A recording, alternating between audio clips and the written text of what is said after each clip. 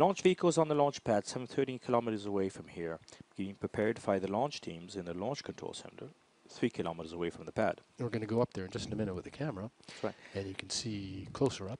And if all these systems are good and great, then they have authorization to go ahead. Attention pour le décollage. 10, 9, 8, 7, 6, 5, 4, 3, 2, unité, top, allumage Vulcain. Allumage confirmé. Top, allumage EAP, décollage.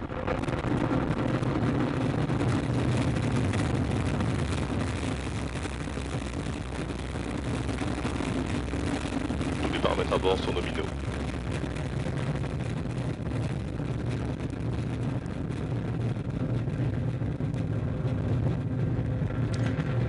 Well, we lost her to the low clouds early, but in a blaze of light. There she is, coming back out of the clouds, roaring off the pad. The DDO says everything is normal, propulsion and trajectory.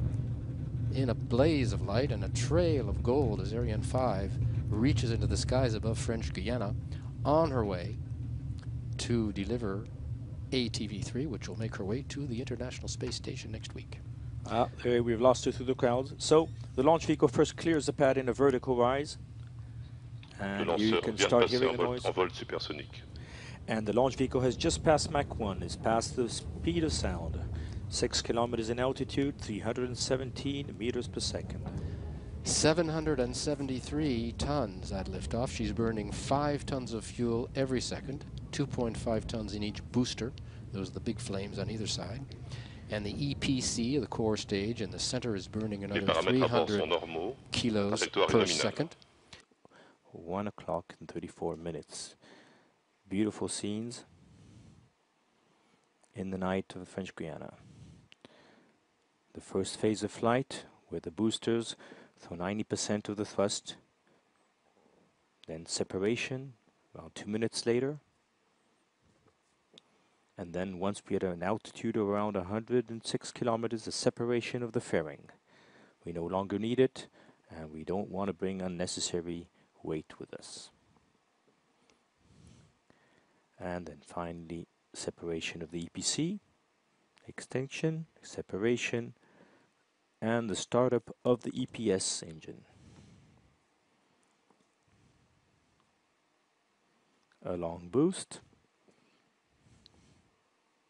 which went perfectly normal, very smooth, and then a very long coast phase while we wait to get to the apogee of this intermediate orbit for the final boost. Yes, we're at this point, we're at the end of the mission, we're waiting for the very last point, the separation. Séparation ATV-3, Eduardo Amaldi. And it's been confirmed. We've had separation. It's been acquired by the launch vehicle.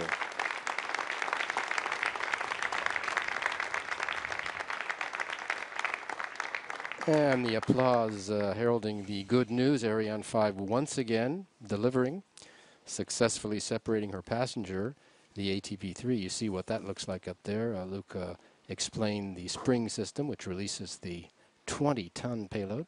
She's on her way now to join the International Space Station. Docking should occur the night of the 30th. Right on target at 269 kilometers up. So the mood, as you see, very buoyant now and all across the Space Center from being focused moments before.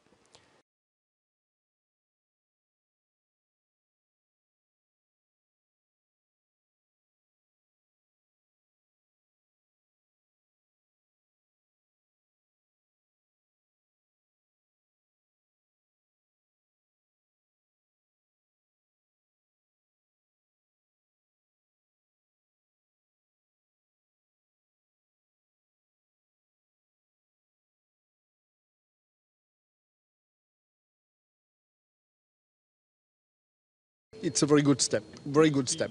Not yet the end by far, but the launch, one step, the deployment of the solar panel, a second step. So I think that it's 2 good steps at start.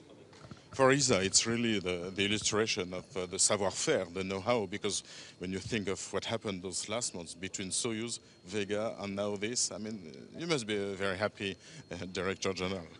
Yes. It's not only ESA, it's also all industry which is behind these three events. But it's true that the launch of Soyuz in October, the launch of Vega in February, the launch of today with Ariane 5 and ATV3. Yes, it's a fantastic 6 months, and because today the picture is very different compared to 6 months ago, meaning that we are now a significant space power. I can say that.